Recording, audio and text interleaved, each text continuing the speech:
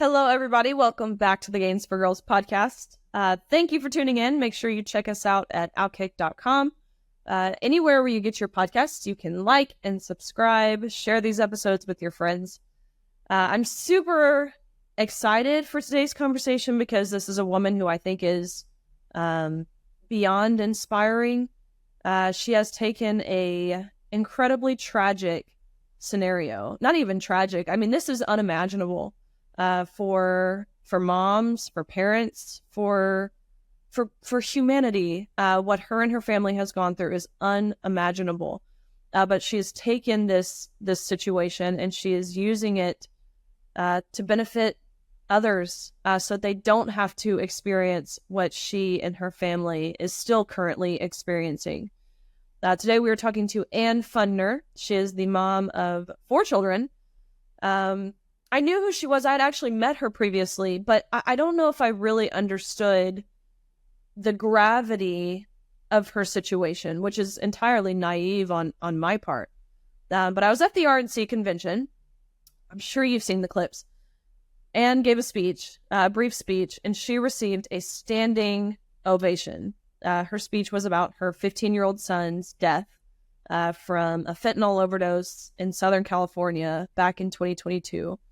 Which she described as the tragic reality of open borders.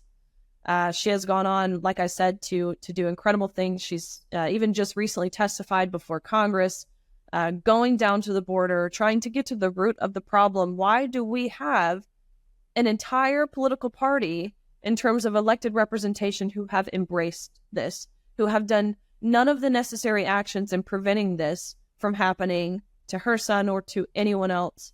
Again, really heartbreaking stuff, but a message that needs to be heard. It needs to be heard by everyone. And so excited for this conversation. I hope you enjoy. I hope you share it with others. So check out the interview here with Ann Fundner. Ann, thank you so much for joining the Gains for Girls podcast. I had the opportunity to meet you, actually, and your daughter a while back, but I don't think I really understood the full in-depth account of what you and your family, and of course your beautiful son, who we can see in a photo behind you. I don't think I understood at the time really what your family had faced, really the tragic reality of what your family faced. Yeah. Until I was at the RNC convention, and I, along with, everyone around me, I would imagine majority of people in that room, we cried as you cried. And so would you just briefly tell us a little bit about yourself, a little bit about your family? Well, we were living in Southern California, very involved family. We always did everything together. Private school kids, church twice a week. It was really important to me to raise them, with very, conservative values and well-rounded sports. Lots of friends, always, doing things on the weekends, trying to, stick together and find what, is the best, hobbies for each of my kids and really trying to grow that. You just think of things like everything that you do right as a parent. And then my oldest son, Weston, who, is the love of my life, my first love, I call him. Obviously, when a mother-to-child relationship is an unbreakable bond, and he was the first I'd ever known of that bond. So he had a really special place in my heart. When we lost him, it was a huge loss to our whole family. I can't even imagine from a mother's perspective, of course. I don't have kids, but I do have a mom. I similarly have 3 siblings. I have a brother. I can only imagine the toll this would take on my parents. And as a sibling, I can't even fathom. But it sounds like, childhood was normal. It was good. It was great, really, and how you described it. Again, very similar to mine. So I think, again, this is why it really hits so close to home for me and really so many. You mentioned Weston, your oldest boy. You mentioned losing him. Can you go into a little detail about, of course, the how? Yeah.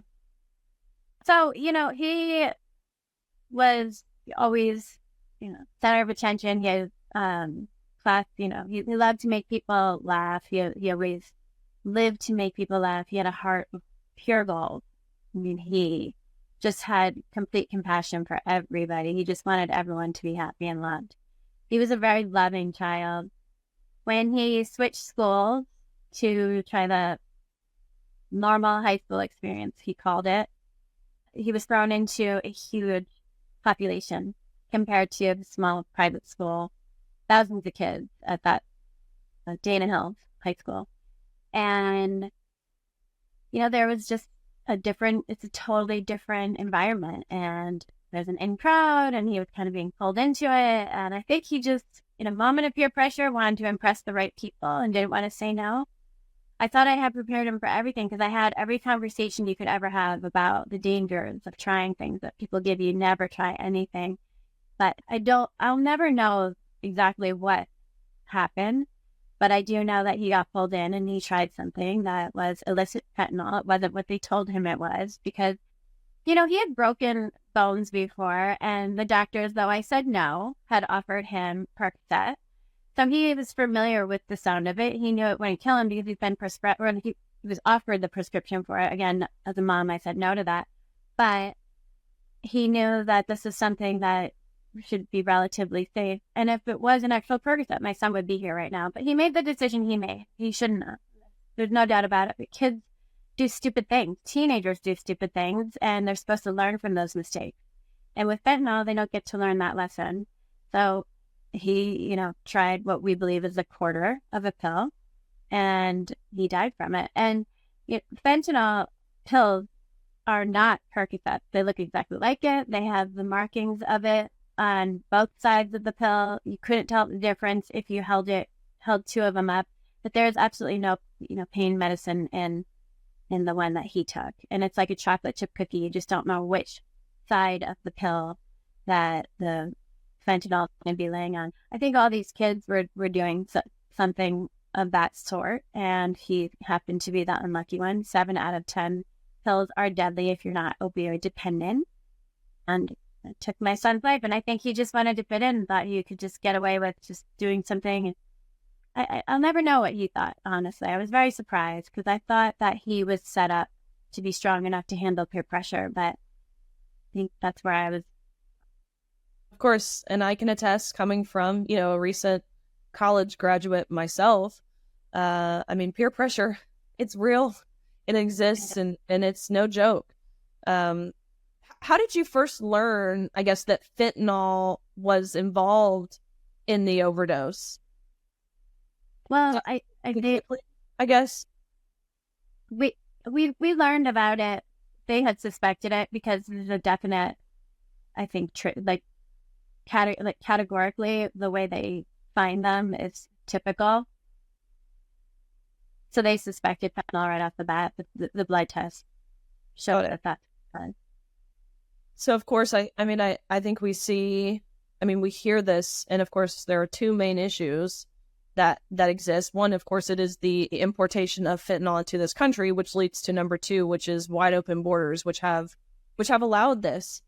And so I listened to your congressional testimony, to the hearing, and again, I just don't know if I was that well versed on the stats here. And so, according to the House Oversight Committee, there's 8 million migrants. There's 6.7 million through the southern border alone. Basically, the floodgates are open. And so why do you think, as a mom, not as a politician, as a parent, as a common sense, just American who, again, has had to face the reality of this, why is it that they choose to ignore the issues that are so blatantly present, so in their face? Well, that is the question. I'm not really sure why they ignore it. With 300,000 people dead on American soil, this is war, and they're doing nothing about it.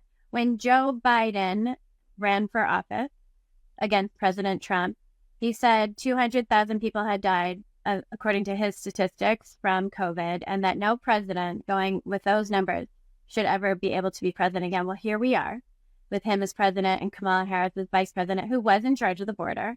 because I have her tweet from March of 2021 stating that he appointed her to the border and that she was, in fact, in charge of the border. That was her one job that she failed at. 300,000 people are dead, more than the 200,000 that he said wouldn't qualify someone to be president. And here she is running for president. So this is a war. It's the cartels on American soil. I have my reasons for why I think that they're not doing anything, because President Trump always says follow the money. Personally, that's what I think this is about, because otherwise there would be zero reason that we wouldn't be doing a single thing about this.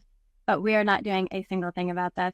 There are, local governments and states that have implemented some good punishments for people who deal fentanyl, some good bills that have gone through. But more than anything, you'll see it every time the Democrats fight anybody who wants to do something about this. And there is a reason. And that's what we need to get to the bottom of.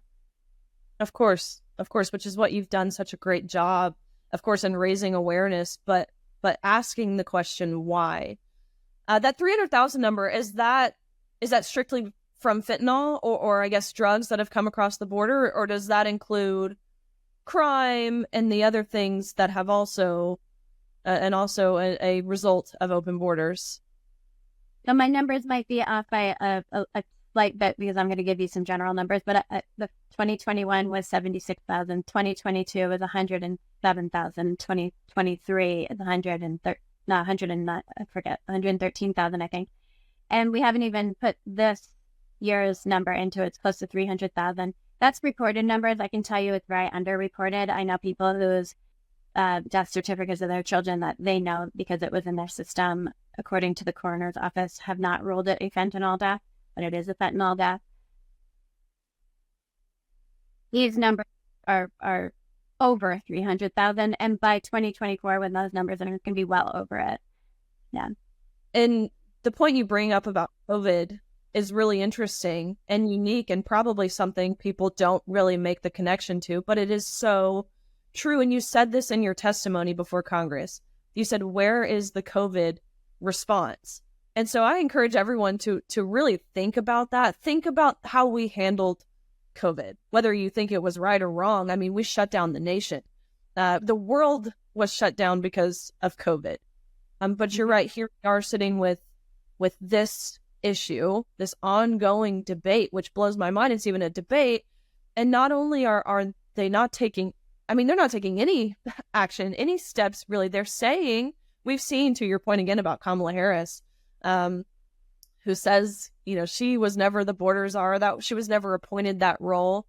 You basically said it, but your response is, yes, you were. Everyone knows you were. So not only are they not taking steps, they're just ignoring it entirely, telling you, gaslighting the American people into believing that they want safe, strong, secure borders as well.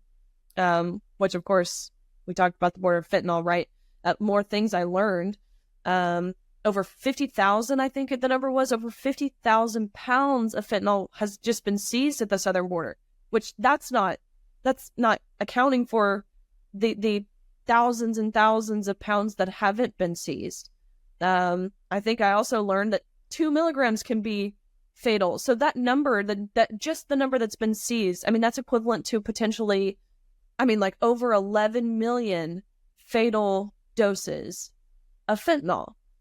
And so, yeah, what do you think should be done to try and reduce the amount of fentanyl coming into this country? Well, we could start with China. Shut down the factories in China. They felt very successful that they arrested 8 people involved with the Chinese factories recently. There's 150,000 people in China who produce these precursor chemicals that are shipped over to Mexico. So we can deal with that. President Trump was dealing with that. Biden came in and completely ignored it, and it went business as usual. The cartels in Mexico, we could deal with Mexico and say, get your cartels in line. And if you don't, not a shred of lettuce, I don't care, is coming over this border. We will stop everything until you deal with this. Number 3, we can go after the cartels. We should go SEAL Team 6 on them. They're terrorist organizations. They are killing our children. They're after our children. And we should also go after the criminals in the United States. Sarah Huckabee Sanders has the best legislation. Death penalty for any fentanyl dealer who gives a child a drug that kills them. Death penalty. She also has life imprisonment for any fentanyl death, period. The legislation that she has passed in Arkansas is among the greatest. I think that it's incredible. I think more people should follow her lead. We can do a lot of things that we're not doing. I mean, you want to know what we can do from a federal standpoint that Joe Biden and Kamala Harris don't need a weak border bill for? They can re-implement Remain in Mexico and stop, catch, and release. Those two things right there would make a huge difference. We can continue building the wall. We can stop acting like the ports of entry is where we need to focus our energy and start focusing it along the border where it is dangerous. You drove your car up to some of the areas of the border that are not patrolled, you would be met with cartel people, workers. I don't even know what you call them, employees. I'm not sure. Cartel members. Yeah, gang members with machine guns patrolling that border. And if you saw them and there were no, ICE or border agents around, they would kill you without even thinking. The border is a very, very dangerous place. There's so much that can be done, but it's not. And recently, on a hot mic moment with Carrie Lake, someone was offering her to please stop talking about the cartels because they're running all 50 states elections. So I think that's where the big thing is. Kamala Harris has future voters of America in her mind, and she has decided it's more important to get people to come over here illegally to vote for her than it is to keep our children safe. And we don't only see that with fentanyl. We see it in the school system. Why are they sexualizing our kids? Why are they allowing, drag queen story hour for kindergarten? These things are unusual. They're perverted, and they're really going after the youth of our country right now. Fentanyl is the number one killer of young Americans, ages 18 to 45, and the fastest growing demographic is 14 and under, and teenagers. It's almost number one with teenagers.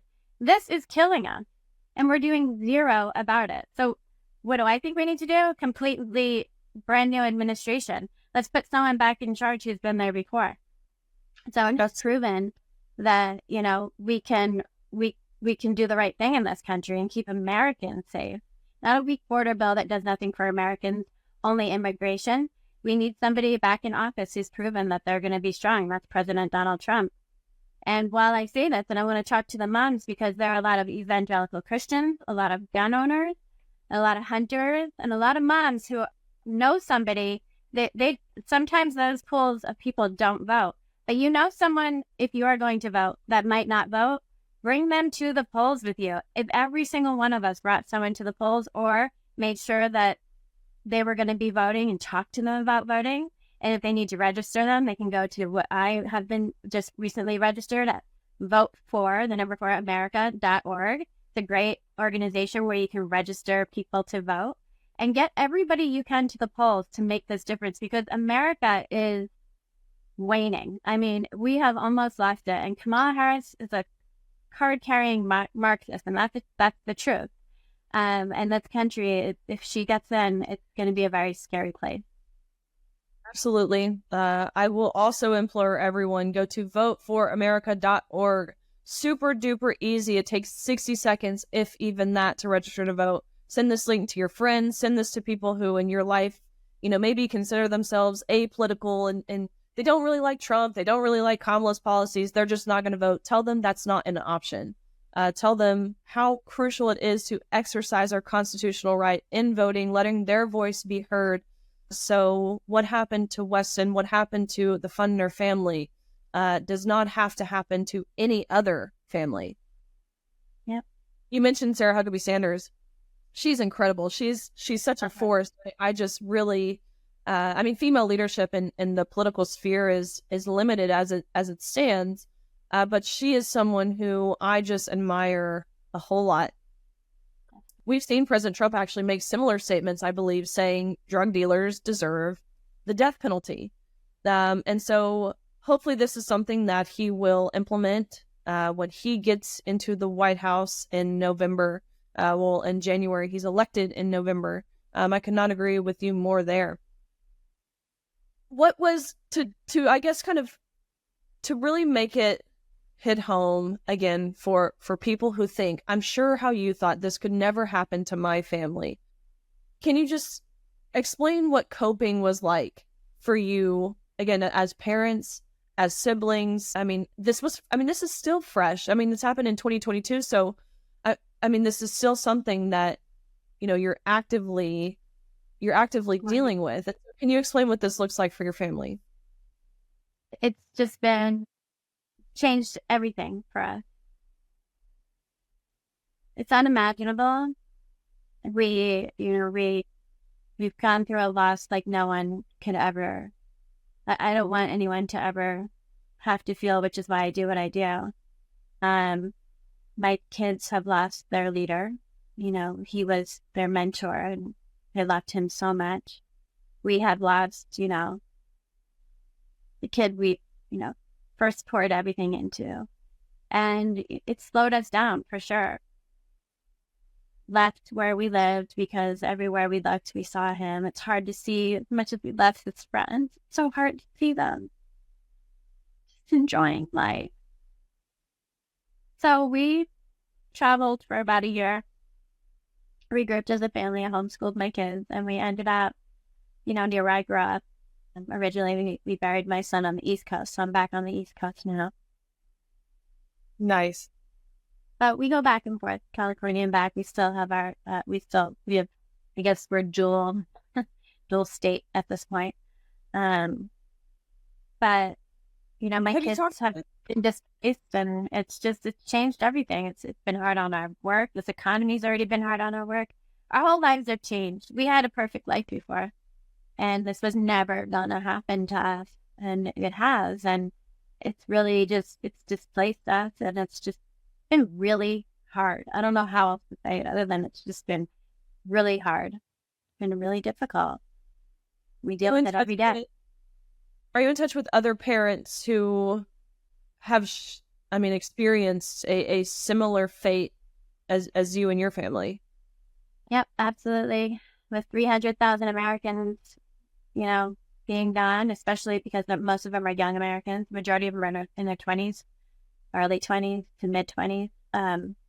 There's going to be 300,000 sets of parents who went through this last two. And yes, I'm work with a group, Last Voices of Fentanyl, and moderate that. People go there for support. We're activists. We do a march on DC once a year. We go to schools and educate. We try to get the word out in communities. We attend community events. We do a lot to try to get the word out. And I also work with so many other organizations as well. Very active in that.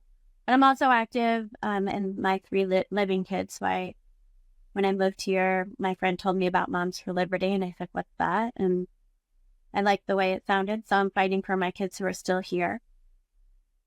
So yeah, I'm very, very involved.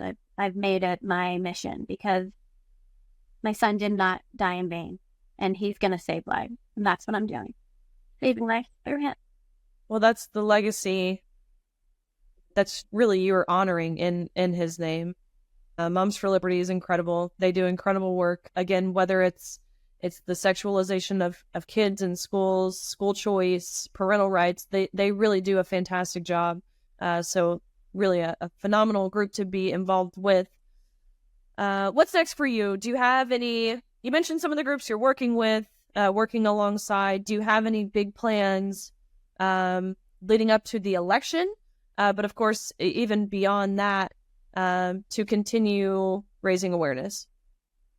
So wherever I'm called, I think that the biggest thing right now is I want to educate. I think one of the things that the RNC did was put this on the map, the issue of fentanyl. A lot of people heard of it, but they hadn't really seen how it's affected people. I really want to keep educating people because fentanyl is so evil. It's an evil poison being pushed by evil people, being supported by evil politicians. And I want to keep educating people because once a kid tries fentanyl, it's not a matter of if they are going to die. And I want to make this very clear. With it being 50 times more addictive than crack, within 2 to 3 hours, they're going to get withdrawal symptoms that they can't handle. And there's going to be a groomer, just like a sexual predator, but a drug dealer who's going to come by and say, "You can't tell your parents. Everyone, I'm going to get in trouble. You're going to get me in trouble. You're going to get your friends in trouble, and you're going to get in trouble." And they really put this mentally on them So if they survive that first pill, they're going to be susceptible to withdrawal symptoms that they could not ever handle alone. So the drug dealer is going to ease their symptoms by giving them more. They're going to turn them into opioid dependent without the parents even knowing. And in a week, 2 weeks, 3 weeks, your child's going to be dead. They're going to be found in bed dead one morning by a parent. And this is the evil of that drug. And it's going to be silent because they're going to feel like they can't tell. And they're trying to ease symptoms of an addiction that they never wanted, but they got within 2 to 3 hours. And these are muscle aches, bone aches, bowel issues, intestinal issues, cold sweats, shakes. I think I said shakes, like headaches, like an anvil. 2 to 3 hours after the one time of trying, and rewires their brain. So this is an evil thing. I'm going to keep educating parents. I want to educate parents on peer pressure. Run scenarios with your kids. Say, what are you going to do if someone says this? Role play. Do whatever it takes to give your kids the courage and the strength to be able to say no in a situation.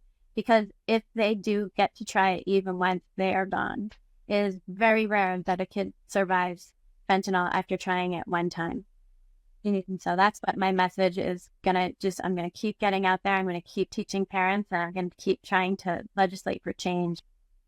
Incredible.